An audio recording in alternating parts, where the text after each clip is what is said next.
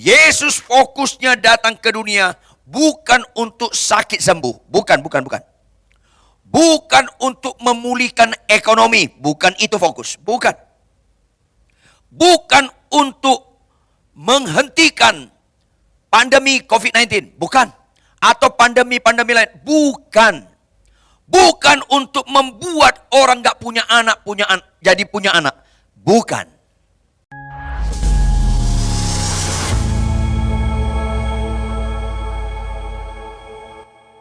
Salam, Jemaat GBI Eklesia Taman Semanan. Tibalah saatnya kita mendengarkan kebenaran firman Tuhan. Mari kita bersama-sama tundukkan kepala, kita berdoa. Bapa kami di surga, terpujilah Engkau kekal selama-lamanya. Engkaulah Tuhan kami, pencipta bahkan penebus kami di dalam Yesus Kristus. Oleh karena itu Tuhan, Kau lebih mengenal diri kami daripada diri kami dalam mengenal diri kami. Bahkan Engkau jauh lebih mengasihi diri kami daripada siapapun yang dapat disebut, termasuk diri kami dalam mengasihi diri kami. Maka pendekatan kami kepada kebenaran firman Tuhan, jangan kehendak kami yang jadi, melainkan kehendak-Mu yang jadi. Karena pendekatan kami kepada kebenaran firman Tuhan bukan supaya keinginan kami dikabulkan, melainkan supaya makin tinggi tingkat pengenalan kami akan Engkau, apa yang Kau kehendaki dan apa yang berkenan di hadapan Engkau, sehingga hidup kami sesuai dengan kehendak-Mu. Roh Kudus dalam kebenaran yang mendasar inilah berbicara kepada kami semua. Sebab dalam nama Yesus Kristus kami sungguh berdoa. Haleluya. Amin. Jemaat yang dikasihi oleh Tuhan, di dalam masa-masa kita akan memperingati kelahiran Yesus Kristus, sangat penting sekali kita merayakan Natal bukan seperti yang kita maksud, melainkan persis seperti yang Tuhan maksud. Bukan seperti yang kita maksud, melainkan persis seperti yang Tuhan maksud. Supaya perayaan Natal kita itu berkenan di mata Dia. Untuk itu, Jemaat GBI Eklesia Taman Semanan, dimanapun Anda berada, saya rindu Anda pegang Alkitab. Ada Alkitab dekat Anda. Mari sama-sama kita buka Alkitab kita. Injil Matius pasal 1 ayat 18 sampai 25. Matius pasal 1 ayat 18 sampai ayat 25. Saya minta kita membacanya bersama-sama dengan bersuara.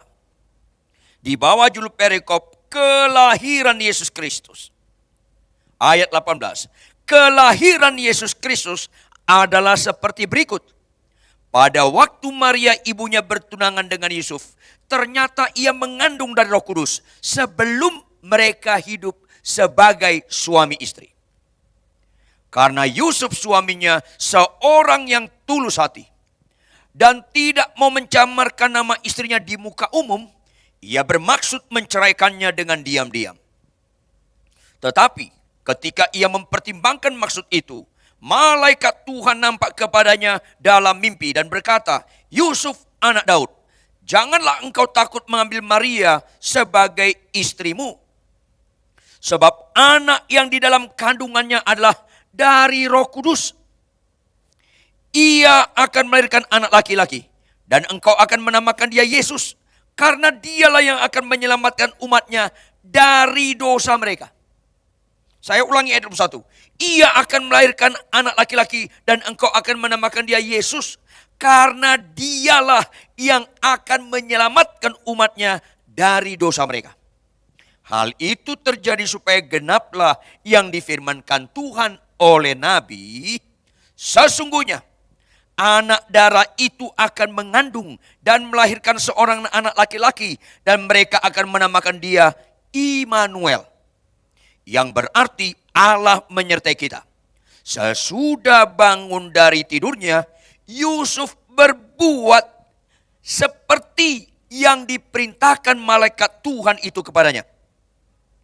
Ia mengambil Maria sebagai istrinya, tetapi tidak bersetubuh dengan dia sampai ia melahirkan anaknya laki-laki dan Yusuf menamakan dia Yesus. Jemaat yang dikasih oleh Tuhan, mari saya membutuhkan Anda punya konsentrasi sedikit ekstra mendengarkan kebenaran firman hari ini. Kita mulai dari ayat 21. Ia akan melahirkan anak laki-laki dan engkau akan menamakan dia Yesus. Kenapa malaikat Tuhan yang notabene utusan Allah menyatakan kepada Yusuf bahwa engkau akan menamakan dia Yesus. Yesus itu dalam bahasa Yunani, bahasa Ibraninya Yeshua, ada kesamaan dengan Yosua. Artinya Allah penolong, Allah penyelamat kepada hal yang paling serius dalam hidup manusia. Yaitu apa penekanannya? Ia akan melahirkan anak laki-laki dan engkau akan menamakan dia Yesus. Karena dialah yang akan menyelamatkan umatnya dari dosa mereka. Jadi jemaat sekalian, jangan gagal fokus. Yesus datang ke dunia untuk menyelamatkan umatnya dari dosa mereka. Ini tidak boleh terlupakan. Ini tidak boleh digeser dengan hal-hal yang lain. Yesus fokusnya datang ke dunia bukan untuk sakit sembuh. Bukan. Bukan untuk memulihkan ekonomi. Bukan itu fokus. Bukan untuk menghentikan pandemi COVID-19. Bukan. Atau pandemi-pandemi lain. Bukan untuk membuat orang gak punya anak, jadi punya anak. Bukan. Ini penting sekali. Supaya kita jangan salah merayakan Natal seperti yang dipikirkan Tuhan Yesus. Perhatikan jemaat yang dikasih oleh Tuhan. Lihatlah, serius tidak serius satu masalah. Bisa kita lihat apa akibatnya dan siapa yang turun tangan mengatasi masalah. Contoh, mana lebih serius, kanker atau bisul? Semua kita tahu bukan? Pasti kanker. Why? Karena akibatnya bisa mati, bisul tidak. Why? Mengapa? Karena yang turun tangan mengatasi bisul dengan turun tangan mengatasi kanker beda. Umumnya orang kena bisul, jangankan ke rumah sakit umum, ke puskesmas pun tidak. Cukup urus sendiri, nanti dia matang ke biru-biru meletus sembuh. Tetapi kalau kanker, Anda nggak bisa ke puskesmas. Anda ke rumah sakit umum atau ketemu dengan minimal 2 dokter spesialis. Kalau Anda kanker paru-paru, Anda harus berkonsultasi dengan dokter ahli paru-paru dan dokter ahli kanker. Jadi kelihatan mana yang serius atau tidak. Pertanyaan jemaat, mana lebih serius, dosa atau kanker? Ini penting sekali. Karena apa? Karena orang sakitnya sembuh bukan jawaban. Orang kanker sembuh, orang COVID-19 sembuh. Tanpa menikmati Yesus datang ke dunia, menyelamatkan kita dari dosa kita, tetap binasa. Orang yang gak punya anak dapat anak, orang dipulihkan ekonominya. Tetapi kalau tanpa dibereskan dosanya, tetap akan kecewa pada akhir hayatnya. Ini penting sekali. Makanya dosa yang serius. Karena apa? Kalau akibat kanker, mati secara lahiriah. Jangan lupa jemaat yang dikasih Tuhan. Orang sakit kanker didoakan gak sembuh, tetap bisa masuk surga. Orang sakit kanker didoakan tidak sembuh, tetap bisa menikmati keselamatan jiwanya. Karena kanker hanya sekedar lahiriah. Sebaliknya, orang sakit kanker sembuh tanpa pertobatan, tanpa menerima penebusan dari Kristus, tetap binasa masuk neraka. Makanya kita harus tahu, upah dosa maut. Upah kanker hanya mati secara lahiriah. Bukan upah kanker maut, bukan upah COVID-19 maut, bukan. Upah dosa maut.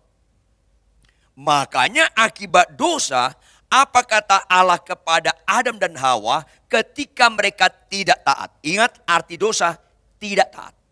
Tuhan larang mereka memakan buah yang satu itu. Fokusnya bukan buah, fokusnya perintahnya.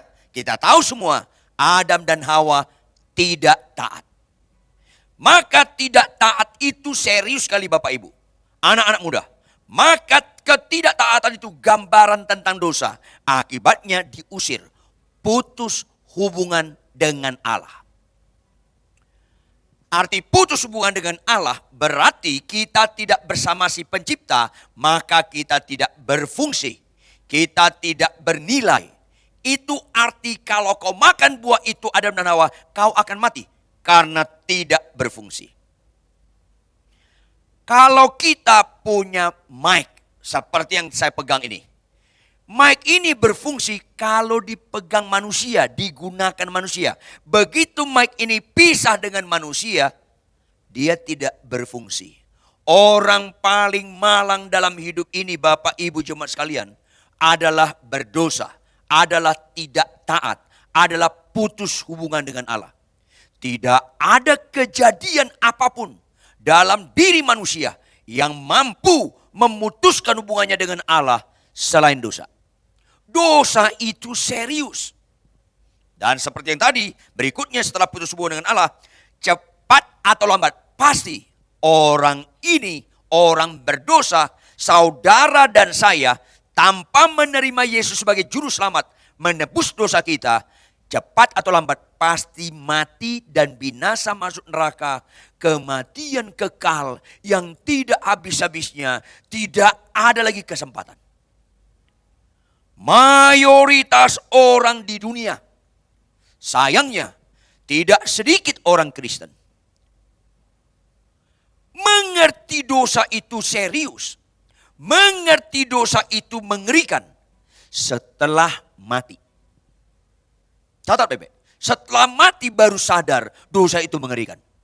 Makanya bersyukurlah Bapak Ibu, sebelum kita meninggal kita ngerti apa itu dosa, kita mengerti apa tujuan Allah mengirimkan anak yang tunggal yang disebut Natal supaya kita diselamatkan dari dosa kita. Makanya Bapak Ibu serius sekali dosa karena Tuhan yang turun tangan. Siapapun tidak bisa mengatasinya. Saya tarik ke analogi yang umum. Kalau ada kejadian di komplek perumahan kita, turun tangan Kapolsek, kita tahu masalahnya. Kemungkinan ada perampokan di situ, ada pembunuhan. Itu bobot Kapolsek. Otomatis kita tahu ada yang jauh lebih serius sekedar perampokan di satu komplek. Kalau masalah di situ turun tangan Kapolda. Kapolda itu kalau turun tangan kemungkinan ada teroris. Itu lebih serius jemaat yang dikasih Tuhan. Kebayang gak Anda betapa seriusnya, betapa sangat amat seriusnya. Kalau ada kejadian di komplek perumahan kita, turun tangan Kapolri plus Panglima ABRI ditambah Jokowi nongol di televisi. Itu lebih serius Bapak Ibu. Menjadi pertanyaan bagi kita semua. Masalah dosa, saya ulangi, masalah dosa. Bisa enggak Panglima ABRI turun tangan? Tidak, bukan. Masalah dosa, bisa enggak Panglima TNI dengan Kapolri turun tangan? Enggak bisa. Presiden sekalipun gabung dengan Presiden Amerika Serikat, Perdana Menteri Jepang, Perdana Menteri Inggris. Tidak bisa, dan tidak bisa. Menunjukkan memang serius sekali dosa itu. Maka Tuhan turun tangan. Makanya Bapak Ibu, kalau kita mau merayakan Natal dalam pengertian yang sebenarnya, seperti yang Tuhan maksud, Jangan kita kompromi dengan dosa. Masalah Anda punya baju baru atau tidak, nggak penting. Bukan itu penentu. Masalah Anda punya pohon terang atau tidak, nggak itu yang menentu. Masalah Natal kita punya kue atau makanan istimewa, tidak, dan tidak. Semua itu kalau ada, tapi kita masih main-main dalam dosa. Kita tahu itu nggak sesuai dengan firman Tuhan. Kita tahu itu melawan Tuhan. Kita tahu itu ketidaktaatan. Kita tahu itu dosa. Kita lakukan. Maka sampai kapanpun Anda dan saya tidak pernah merayakan Natal persis seperti yang Tuhan maksud. Makanya ia akan melahirkan anak laki-laki. Maria akan melahirkan anak laki-laki. Dan engkau akan menamakan dia Yesus. Karena dialah yang akan menyelamatkan umatnya dari dosa mereka.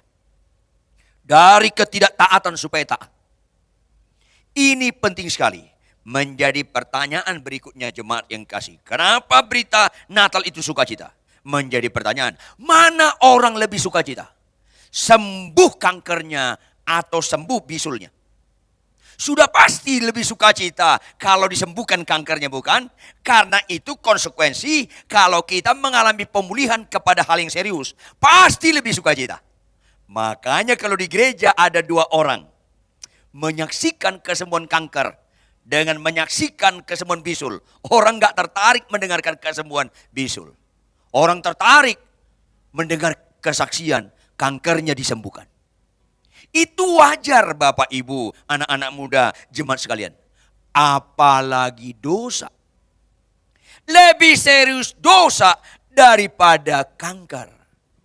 Makanya berita keselamatan yang Yesus nyatakan ke dunia disambut para malaikat apa?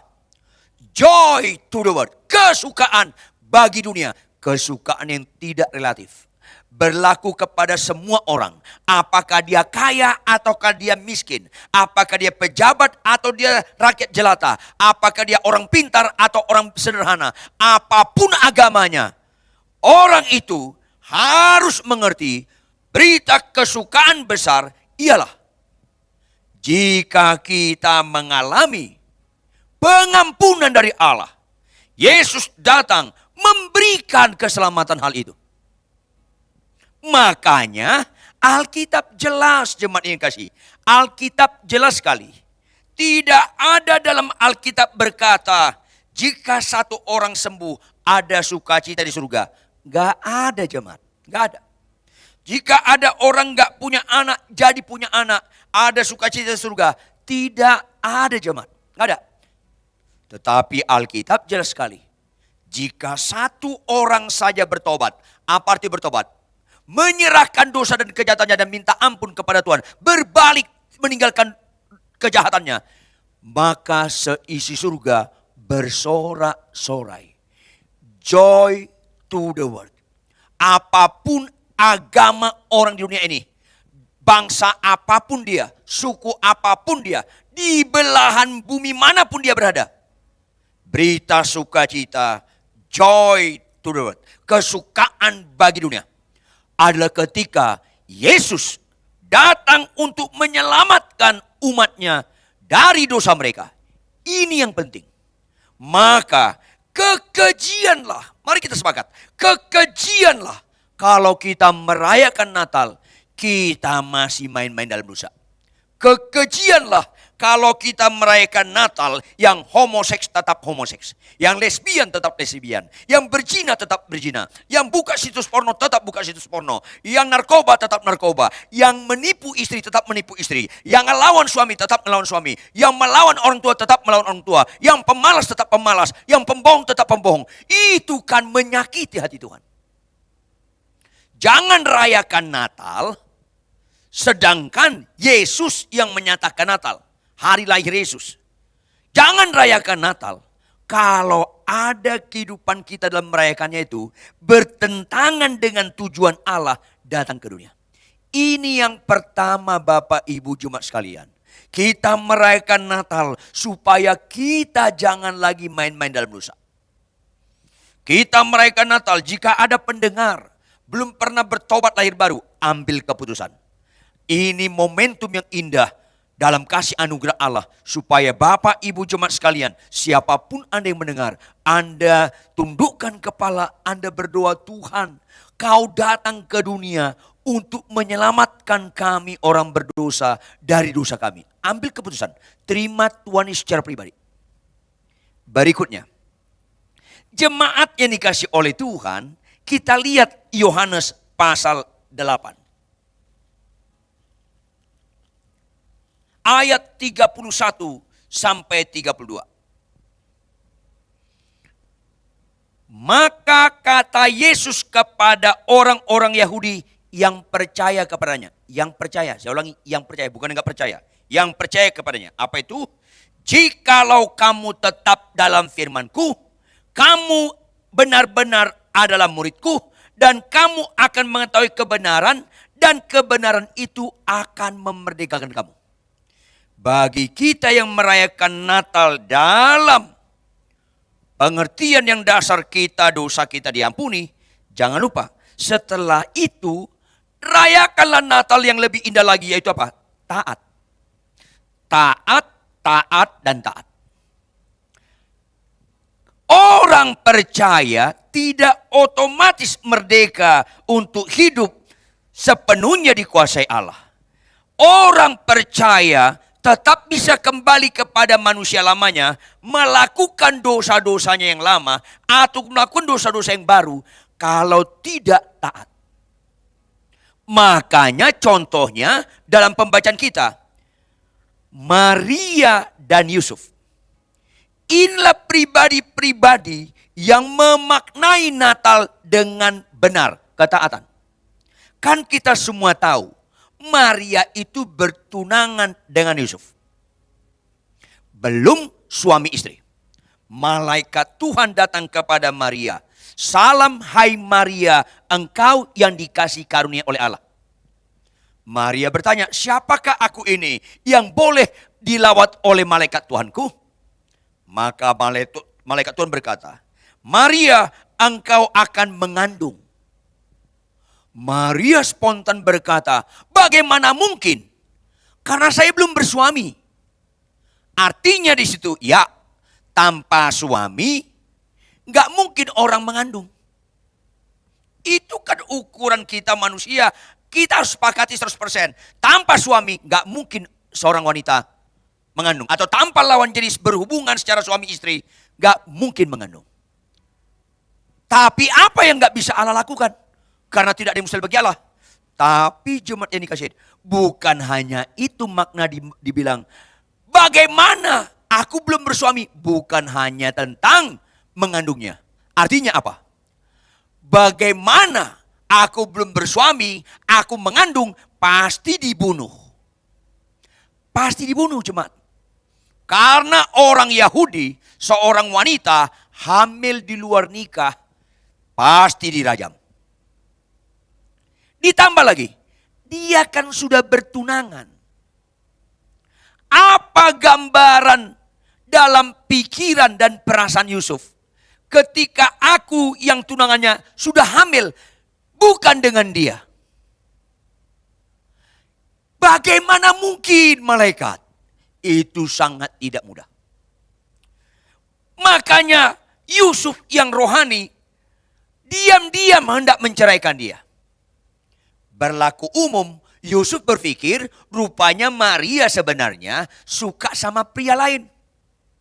Maka dia dengan gentle, dia mengundurkan diri. Silakanlah kau menikah. Dan Maria, bagaimana mungkin dia menjelaskan kepada Yusuf, Koko Yusuf, Mas Yusuf, Abang Yusuf, aku hamil ini karena Tuhan. Wow. Pasti Yusuf kecewanya sangat. Maria, kau hamil di luar nikah. Kau hamil sementara aku tunanganmu. Itu sudah mengecewakan aku, Maria. Sudah mengecewakan aku. Kau pakai lagi nama Tuhan, kau hamil karena Tuhan. Itulah dalam pikiran Maria. Bagaimana mungkin malaikat? Dan Maria bukan saja tidak mungkin bisa menjelaskan kepada Yusuf. Maria tidak berbobot menjelaskan kepada orang tuanya, apalagi kepada mertuanya. Itu mengerikan Bapak Ibu. Hayatilah situasi Maria. Makanya yang paling berbobot menjelaskan malaikat Tuhan. Malaikat Tuhan datang di dalam mimpi Yusuf dan dijelaskan sehingga Yusuf bisa menerima. Tapi begitu menerima, dia tidak segampang itu menjelaskan kepada orang tuanya. Itu tidak mudah. Apalagi kalau tahu ahli Taurat orang Farisi imam kepala. Bukan saja dirajam jemaat. Disertai dengan dibakar. Karena hamil di luar nikah itu dirajam. Hamil bukan saja di luar nikah. Bukan saja sedang punya tunangan. Membawa nama Tuhan. Tuhan yang membuat aku hamil.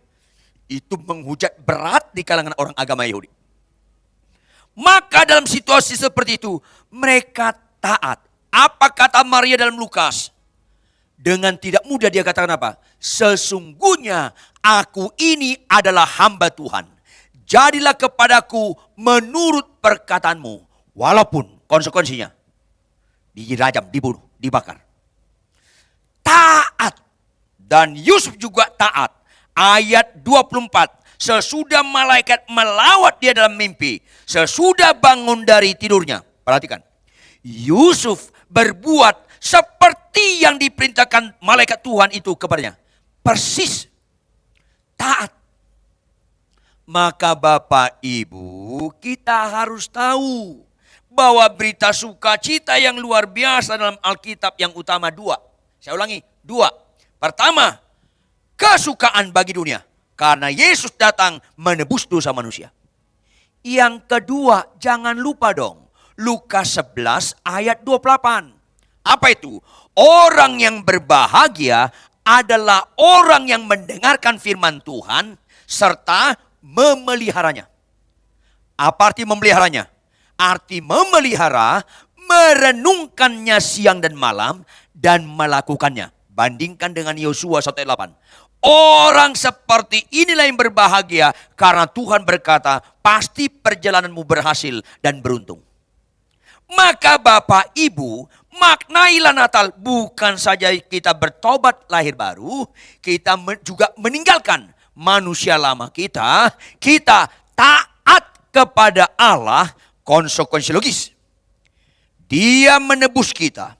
Dia membeli kita lunas dibayar dengan kematiannya. Maka Yesus Tuhan, Kyrios, kita dulos, kita budak. Maka Bapak Ibu jemaat sekalian, milikilah relasi yang luar biasa kepada Allah dengan mengabdi kepada Dia, dengan taat kepada Dia, dengan mempersembahkan tubuh kita sebagai persembahan yang hidup, yang kudus, puncaknya yang berkenan di mata Dia. Itu Natal. Bertobat lahir baru, mengakui dosa dan minta ampun. Yang kedua, taat melakukan apa kata Tuhan. Itu Natal. Dan luar biasanya, apa kata Tuhan? Ayat 23. Sesungguhnya anak darah itu akan mengandung dan memberikan seorang anak laki-laki. Dan mereka akan menamakan dia Immanuel. Yang berarti Allah menyertai kita. Why? Bapak Ibu, Tuhan sayang sekali, sempurna sekali kebenarannya, sempurna sekali kasihnya. Dia bukan hanya menyelamatkan kita dari dosa, tapi Dia juga menyertai kita. Supaya kita hidup dalam kekuatannya untuk tidak lagi melakukan dosa, untuk taat. Segala perkara dapat kutanggung dalam Dia yang memberikan kekuatan bagiku. Ini inti kedatangan Yesus yang ke dunia. Ini intinya. Makanya Tuhan berkata, Allah menyertai kita. Sedihnya, saya ulangi, sedihnya, perhatikan Bapak Ibu. Perhatikan jemaat sekalian. Sedihnya, orang menyalahgunakan makna Immanuel. Orang menyalahgunakan memaknai Allah menyertai saya. Apa itu? Perhatikan, Tuhan suruh kita baca Alkitab tiap hari, kita tidak taat. Tuhan perintahkan hai suami mengasihi istri, kita tidak taat. Tuhan perintahkan istri tunduk pada suami, kita nggak taat. Tuhan perintahkan, hai anak-anak hormati orang tuamu, nggak taat. Tuhan perintahkan jangan mencuri, jangan berbohong, jangan berzina, kita tidak taat. Begitu kita naik pesawat ke Bali, ke Singapura atau kemana, dalam ketidaktaatan kita gunakan Immanuel, Allah kami yang baik. Kami sekeluarga mau liburan ke Bali, sertai kami Tuhan, Immanuel, sertai kami Tuhan. Itu kan kekejian Bapak Ibu, saya ulangi, itu kekejian. Kenapa kekejian? Kok Tuhan yang taat menyertai Anda untuk kepentingan Anda? Padahal dia Tuhan, dia Kyrios, dia penebus. Itu menyesatkan. Kita taat kepada Allah dalam kehidupan sehari-hari, di dalam rumah tangga, membaca Alkitab bersama, suami mengasihi istri, istri tunduk pada suami. Kalau gagal ulangi, terus karena itu fokus. Jangan pernah menyerah. Orang-orang seperti itu, kalau naik pesawat, fokusnya bukan supaya jangan kecelakaan. Karena Tuhan kita adalah Tuhan, bukan objek. Kita dulos, kita budak, kita objek. Dia subjek. Maka kita berdoa, Tuhan kami sekeluarga mau naik pesawat. Immanuel, Allah menyertai kami. Tolong kami naik pesawat tetap sopan. Untuk menyenangkan dia bukan objek. Untuk menyenangkan dia, tolong sopan. Ketika antrian tolong kami, anak-anak kami tidak gerasa gerusu, tertib. Sedih kan kalau orang Kristen mengerti Immanuel, anaknya seenaknya main larian, gak ikutin ketertiban di bandara. Ini kan sedih. Tuhan tolong kami. Ketika kami dalam pesawat, kami jangan sampai jadi batu sandungan. Allah Immanuel, sertailah kami untuk mempermuliakan Engkau. Untuk tetap mengabdi Engkau. Tetap taat dimanapun kami berada. Itu makna Immanuel Bapak Ibu jemaat sekalian. Itu arti merayakan Natal yang lebih indah lagi. Makanya berita Alkitab hanya dua yang utama. Apa itu? Orang bertobat lahir baru. Apa yang kedua? Orang itu dimuridkan supaya taat sampai mati. Itu dua. Makanya yang lain-lain, kesembuhan, nubuat, alat. Itu bukan tujuan. Alat supaya umat itu takut akan Allah. Umat itu supaya taat. Makanya di gereja jangan lagi menekankan kesembuhan. Jangan lagi menekankan dipulihkan ekonomi. Itu hanya bonus. Bukan fokus. Fokus adalah kita meninggalkan dosa kita. Kita hidup dalam kekuatan Allah. Kita taat kepada Dia. Maka orang Kristen, orang percaya, rayakanlah Natal dalam dua sukacita ini, yaitu joy to the world, kesukaan bagi dunia, karena dosa dan kejahatan kita dipikul Yesus dan kita bisa minta ampun dan bertobat. Ada kesempatan untuk dipulihkan hubungan kita dengan Allah. Yang kedua, kesukaan berikutnya adalah Lukas 11 ayat 28. Orang yang berbahagia adalah orang yang mendengarkan firman Tuhan serta memeliharanya, yaitu merenungkannya siang dan malam dan melakukannya. Untuk itulah Allah turun ke dunia ini di dalam Yesus Kristus. Dan untuk itulah Yesus yang sudah menang atas kuasa maut itu dosa, dia menyatakan Immanuel, Allah menyertai kita supaya karya Kristus 2000 tahun yang lampau datang ke dunia menyelamatkan kita dari dosa supaya kita jangan lagi berbuat dosa. Sebaliknya kita taat. Dan Yusuf dan Maria mencontohkan itu. Bapak orang beriman Abraham mencontohkan hal itu. Semua tokoh-tokoh Alkitab mencontohkan hal itu. Termasuk Yesus Kristus. Ketika dia jadi manusia, mencontohkan hal itu. Dia taat sampai mati. Bahkan sampai mati di kayu salib. Maka ikutilah Yesus. Ikutilah teladan Yesus. Itulah arti Kristen, pengikut Kristus. Maka setiap jemaat GB Eklesia Taman Semanan, dimanapun Anda berada, rayakanlah Natal. Yang belum menerima Yesus secara pribadi, terimalah Tuhan Yesus secara pribadi. Yang sudah terima Tuhan secara pribadi, jangan lagi kompromi dengan dosa. Allah Immanuel memampukan kita untuk meninggalkan dosa, berhenti berbuat dosa, jijik terhadap dosa, dan taat kepada perintah Tuhan. Dan itulah yang membuat kita berbahagia dan membuat Tuhan ditinggikan dan dimuliakan. Tuhan Yesus memberkati kita sekalian. Salam. Mari kita tunduk kepala dan kita bersatu dalam doa. Bapa kami di surga, terpujilah Engkau kekal selama-lamanya. Sebab Engkau baik dan sangat amat baik. Kebenaran firman hari ini membenahi paradigma kami, sudut pandang kami berkenaan dengan Natal. Oleh karena itu, ya Bapa di surga, dalam nama Tuhan Yesus Kristus, oleh kasih karunia-Mu melalui pertolongan Roh Kudus, lawatilah kami dengan kebenaran firman ini, supaya kami jangan lagi merayakan Natal seperti yang kami maksud, melainkan persis seperti yang Kau maksud. Untuk itu Tuhan, karena Engkau datang ke dunia untuk menyelamatkan kami dari dosa, dalam nama Yesus, jamahlah kami semua untuk mengakui dosa dan kejahatan kami, untuk kami bertobat, minta ampun, dan jika ada di antara kami belum pernah menerima Engkau sebagai Tuhan dan Juru Selamat secara pribadi, pimpinlah dia untuk sungguh-sungguh menerima Engkau sebagai Tuhan dan Juru Selamat pribadi di dalam hatinya, di dalam hidupnya, dalam nama Yesus Kristus. Berikutnya Tuhan, tolonglah kami setiap orang percaya, setelah kami ditebus dari dosa dan kejahatan, dari ketidaktaatan yang begitu mengerikan, marilah kami memiliki tingkat kesabaran yang tinggi relasi kami. Yesus Tuhan, kami dulos, kami hamba. Maka fungsi hamba melakukan apa kata tuannya.